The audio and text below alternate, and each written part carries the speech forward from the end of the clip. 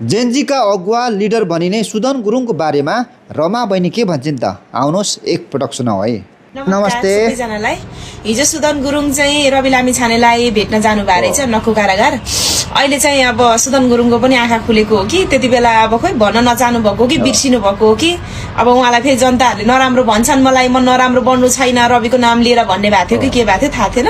अहिले चाहिँ उहाँलाई अब रविलाई यिनीहरू पुराना दलका मान्छेहरू आयो भने, यिनीहरू पुराना दलहरू फेरि पनि आयो भने चाहिँ यिनीहरूले मलाई यसै गरी रविलाई यस्तै टार्गेट गरेर रविलाई यस्तै मलाई फसाउँछन्, हुँदै नभएको झुटो अभियोग लाएर यिनीहरूले मलाई यसै गरेर 17वटा जिल्ला घुमाउँछन् भन्ने खालको दिमागमा नलेज आएछ।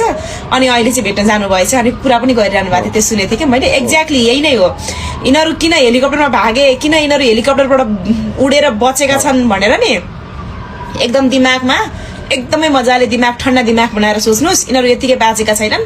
अब नि अबको निर्वाचनमा शान्तिपूर्वक तपाईँहरूले नि चुनावमा यिनीहरूलाई पछारेर रोडमा घिसार्न सक्नु भएन भने नि हामी जस्ता टिकटकमा बोल्नेहरूलाई पनि यिनीहरूले छोड्दैनन् बाँकी। यिनीहरू त नि देशका भलाइका निमित्त र देशका निमित्त देश नेपाल आमा रोइरहेकी छिन्, यो आमाको लागि भए पनि बचाउनु पर्छ हाम्रो देश भन्नेतिर त नि यति हो यो नङको छेसका जति पनि छैन। यिनीहरू त टार्गेट रहेछन् पख्लास तँलाई पख्लास तँलाई पनि थुन्छु, तँलाई पनि लगेर कोच्छु, पख्लास तँलाई, यही मात्रै उनीहरूको टार्गेट भनेको। त्यस कारणले नि एउटा व्यक्तिको कारणले यो देश तहस नहस भयो, त्यत्रा मान्छेले ज्यान गुमाए एउटा व्यक्तिको घमण्डका कारण। त्यो घमण्ड अझै पनि दम्ब झरेको छैन।